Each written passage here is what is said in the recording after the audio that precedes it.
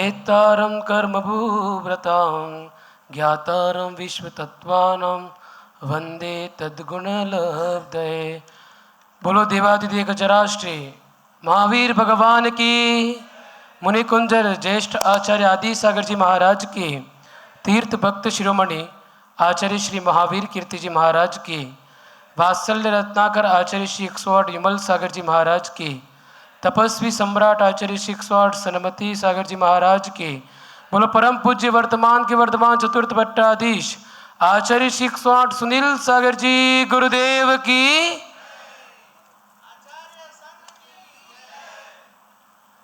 Sumandeep university में विद्यापीठ में किसी ने सोचा नहीं होगा कि किसी साधक की समाधि देखने को भी यहाँ पे मिलेगी। जब निवेदन करने के लिए आए थे तब 4 दिन का समय हमको मिल जाए। पहली बात तो चातुर्मास और 1 मास का प्रवास हो, ऐसा मनसुख भाई की भावना थी, लेकिन आचार्य भगवान ने इनकी समर्पणता, इनकी भक्ति, गुरु भक्ति जो होती है, सच्ची भक्ति है उनमें, तभी आचार्य भगवान को उनको देखा और 4 दिन का समय सुमनदीप यूनिवर्सिटी को मिला। अब सब बच्चे सोच रहे थे कि महाराज जी 4 दिन हम क्या प्रोग्राम करें, क्या महोत्सव करें ऐसा, लेकिन सैटरडे संडे ही हो सकता है, बच्चों की छुट्टियां रहती इसलिए। तो 7 और 8 तारीख को हम क्या करेंगे। तो आचार्य भगवान तो कुछ नहीं कहा, आपको जो करना करो, संघ आएगा तो संघ आना ही महोत्सव होता है। 7 तारीख को मंगल प्रवेश हो गया और 8 तारीख को क्या होगा, 8 तारीख को समाधि हो गई। तो इससे बड़ा महामहोत्सव और क्या हो सकता है। महाराज जी के सुकांत सागर जी महाराज जी जो निरंतर गुरु भक्ति करते थे, वो भी इनकी जब जीएमडीसी अहमदाबाद में चातुर्मास हुआ था तब उनको एक हाथ में पैरालिसिस जैसा कुछ हो गया था, वो नहीं चल पाते थे, चलते भी थे। तब एक ही इनका गुरुजी जब भी निकलते थे तो उनके कमंडल पे उनका दृष्टि रहती थी। तो आचार्य जी अपने हाथ में कमंडल रखते थे, तो वो ऐसा मैं कमंडल आचार्य जी का खुद पकड़ के चलूं, और एक हाथ तो काम नहीं करता, दूसरे हाथ से आचार्य जी का कमंडल पकड़ के लगभग सीढ़ियाँ भी अपने हाथ से खुद उतरते थे और आचार्य जी के पीछे पीछे भागते थे कि मेरे को आचार्य जी की व्यावर्ती करनी है। आचार्य जी अपने हाथ से उनका सिर दबाते थे।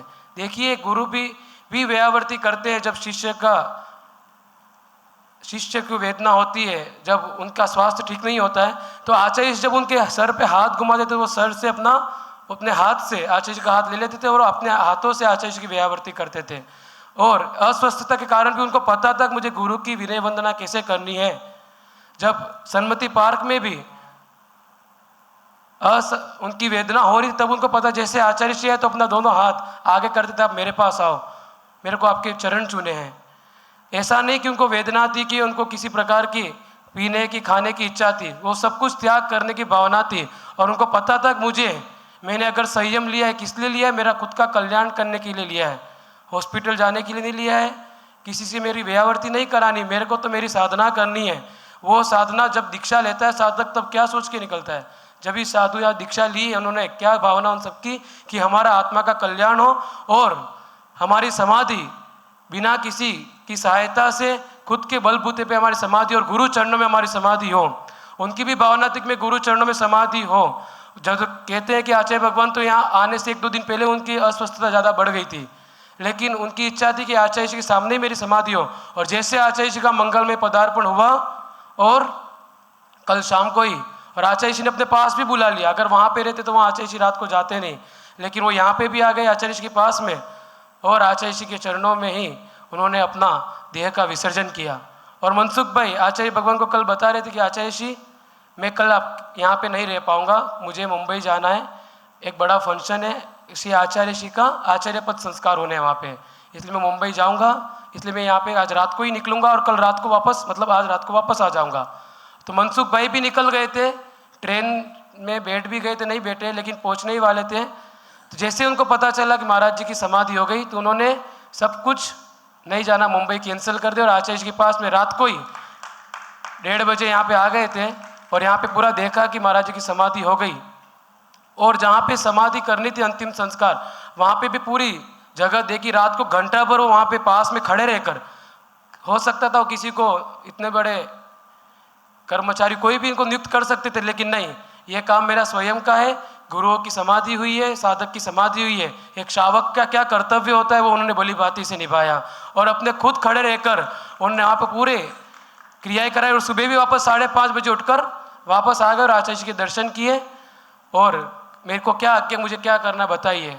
और स्वयं ने जाकर जब उनके घर पे भी रुके थे तो रात को 10:30 जब इस सभी साधु विश्राम में नहीं चले गए, उसके पहले वो नहीं सोए, रात को 10:30-11 बजे तक जगते रहे और सुबह जैसे आचार्य जी 3 बजे विश्राम से उठे तो वो भी उठ गए और बाहर चेयर लगा के बैठ गए। और आचार्य जी की भक्ति दोनों उनकी जो वाइफ है वो भी दोनों, उनकी गृहस्थ दोनों बाहर कुर्सी लगा के बैठ गए और आचार्य जी को निरंतर देख रहे थे। और साधुओं की जो भी आवश्यकता है, महाराज जी यहाँ से बालकनी से हवा आएगी, उन्होंने सारे घर के गेट खोले कि महाराज जी हवा आएगी, अच्छे से आप लोग साधना करें। और साधु तो एसी यूज़ नहीं करते, लेकिन जो साधु रूम में रुके थे, महाराज जी एसी चालू कर दूं क्या, आपको अच्छा लगेगा। तो ऐसी मंगल भावना, साधुओं को अनुकूलता कैसे हो सकती है, इन्हें बड़ा ध्यान रखते हैं। और ऐसी देवशास्त्र गुरु की समर्पणता होती है, उन्हीं को ऐसे पुण्य जैसे कार्य करने का अवसर मिलता है। नहीं तो समाधि कहीं भी हो सकती थी, लेकिन सुमनदीप यूनिवर्सिटी का प्रथम बार यहाँ पे किसी साधक की समाधि हुई और बड़े उत्कृष्ट के साथ महाराज जी ने समाधि की।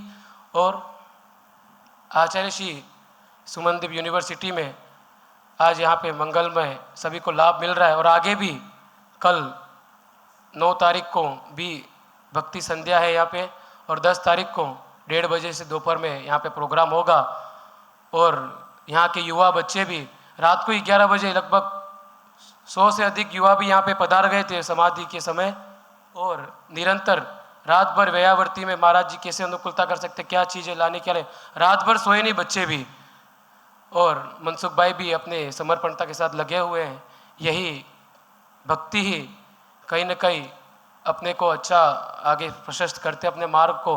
और मनसुख भाई को क्या कहेंगे, आचार्य जी की व्यायावर्ती के लिए हमेशा संघ के साधुओं के लिए अभी फ़ोन पे ही लगे रहते, सुबह से देखो फ़ोन, यहाँ पे ये करो, यहाँ पे ये काम करो, ये काम करो, ये काम करो। और उनकी जो भक्ति है गुरु के प्रति बहुत अच्छी है, प्रशंसनीय है। और इसे वो धर्म ध्यान में आगे बढ़ते रहें, क्योंकि बच्चों के लिए बहुत कर ही रहे, यूनिवर्सिटी चला ही रहे, लेकिन अपने लिए भी अभी मुझे कह रहे थे कि महाराज जी की आज्ञा हो तो मैं घर पे जाकर आऊँ, पूजा करनी है मुझे अभी। लेकिन गुरु आज्ञा ही, गुरु के प्रति जो लगन है, यही सबसे बड़ी पूजा होती है कि गुरु की अनुकूलता किसमें है। भगवान की पूजा तो रोज करते हैं, लेकिन जो वर्तमान के वर्तमान है, जो चलते फिरते धरती के भगवान है, उनकी सेवा करना भी अपना कर्तव्य होता है। वो कर्तव्य मनसुख भाई भली भांति से निभा रहे हैं और सबको सीखना चाहिए उनका क्या शब्द रहता, ना मैं श्वेतांबर हूँ, ना दिगंबर हूँ, न तेरापंथी, न स्थानक वासी हूँ, मैं एक जैन हूँ। और जैन के कर्तव्य वो निभा रहे हैं। हम सबको इनसे सीख लेनी चाहिए कि अपन भी जैन जैसा कर्तव्य करें। और जो भी साधु हो, जैसा भी अपना कर्तव्य बने, हर किसी प्राणी के प्रति उपकार करें। जैन धर्म तो ये सवाल सिखाता है कि प्रत्येक प्राणी का उपकार अपन करें। और इसी मंगल भावना के साथ अपन गुरुओं की भक्ति करें। आज भी लगभग कितने सारे साधुकों का केशलोच हो रहा है, या किसी का केशलोच होना नहीं था आज तो नहीं होना था, 1-2 दिन में होता, लेकिन आज समाधि भी हो गई। और उस निमित्त से सब ने केशलोच किया। केशलोच करने बाद कोई भी आज उपवास रहेगा सबका। मतलब कल इतना विहार करके आए 18 किलोमीटर का, इसके बाद कितना आहार होगा आप भी सोचा होगा। 24 घंटे में एक बार लेना है, जल भी नहीं लेना इसके बाद इतनी गर्मी में। कल लिया होगा आहार, अब आज केशलोच हो गया, समाधि हो गई, तो अनेक लगभग आधे से ज़्यादा साधुओं का आज उपवास रहेगा। मतलब आज भी कोई ग्रहण नहीं करेगा पानी वानी। अब कल सुबह 10 बजे लगभग 48 घंटे तक साधकों का उपवास होगा, जिसमें जल भी ग्रहण नहीं होगा। ऐसे कठिन साधना करने वाले साधक इस यूनिवर्सिटी में आए हैं और निरंतर पद व्यवहार करते हैं। जहाँ पे साधक पहुँचते हैं वही तीर्थ बन जाता है। मान लो सुमनदीप यूनिवर्सिटी एक तीर्थ ही बन गया है आज। अभी तक तो बच्चों के लिए पढ़ाई के लिए था, लौकिक पढ़ाई होती थी, लेकिन आज चलती पड़ती यूनिवर्सिटी, आध्यात्मिक यूनिवर्सिटी आज सुमनदीप में आई और एक तीर्थ बन चुका है। जहाँ पे एक समाधि हुई, साधकों के केशलोच हुए, जो कि एक महत्वपूर्ण क्रियाएं होती साधकों की तपस्या का, केशलोच वो हुआ। और इसी मंगल भावना के साथ आप गुरुओं का निस्वार्थ भाव से सच्ची गुरु भक्ति करें और पुण्यार्जन करें। इसी मंगल भावना के साथ बोलो परम पूज्य चतुर्थ भट्टाधीशाचार्य सुनील सागर जी गुरुदेव की